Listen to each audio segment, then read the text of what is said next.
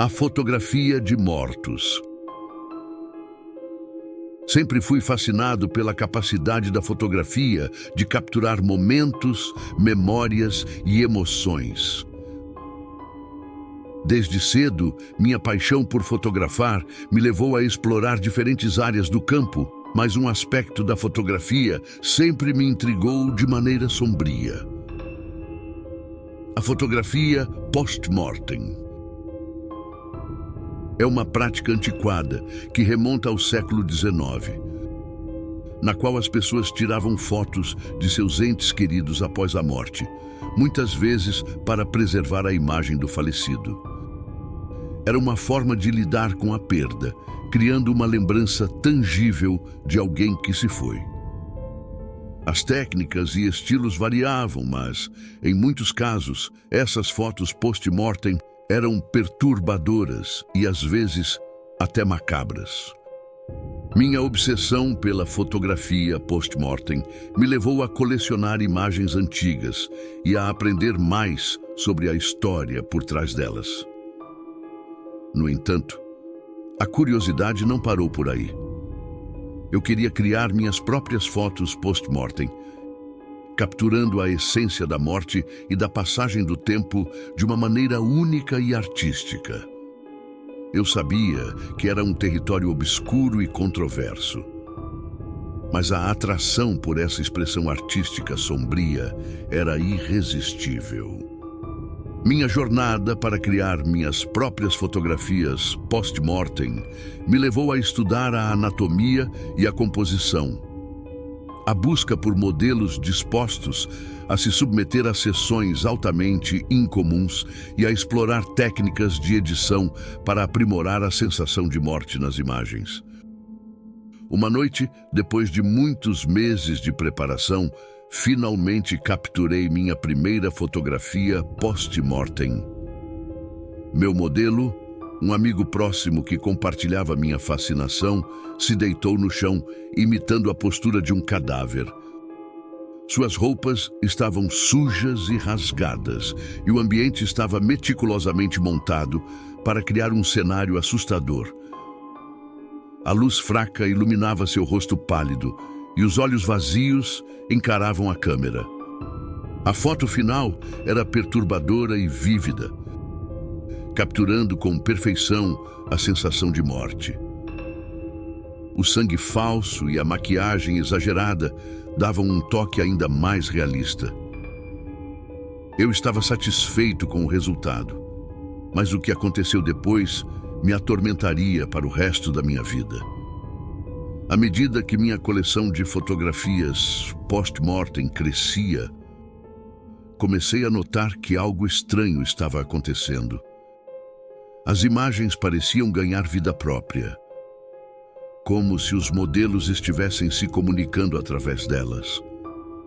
Eu vi olhos se movendo nas fotografias, expressões mudando e, em algumas delas, até parecia haver um fraco sussurro no fundo. Fiquei intrigado, mas também um pouco apavorado. A ideia de que minhas criações artísticas poderiam estar assombradas me parecia absurda, mas não conseguia ignorar as mudanças sutis nas imagens.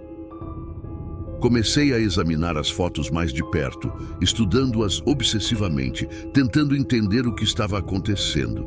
Foi quando percebi que as fotos pareciam contar uma história. Cada imagem tinha uma sequência, como se fossem quadros de um filme.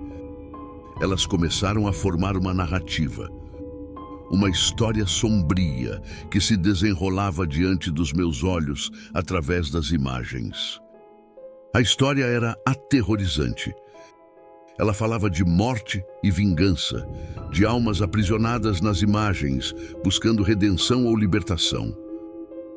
Meu amigo, o modelo da primeira foto post-mortem, estava no centro da narrativa. Ele parecia estar preso em um pesadelo eterno, condenado a repetir sua morte de maneiras cada vez mais horríveis em cada nova imagem que eu criava. O medo me consumiu à medida que as imagens que eu havia capturado se tornaram cada vez mais perturbadoras.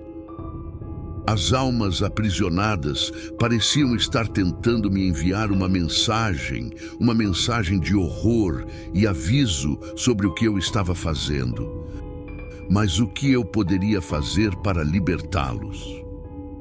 Desesperado, busquei ajuda em diferentes círculos de pesquisa paranormal e entre aqueles que haviam estudado as práticas antigas de fotografia post-mortem.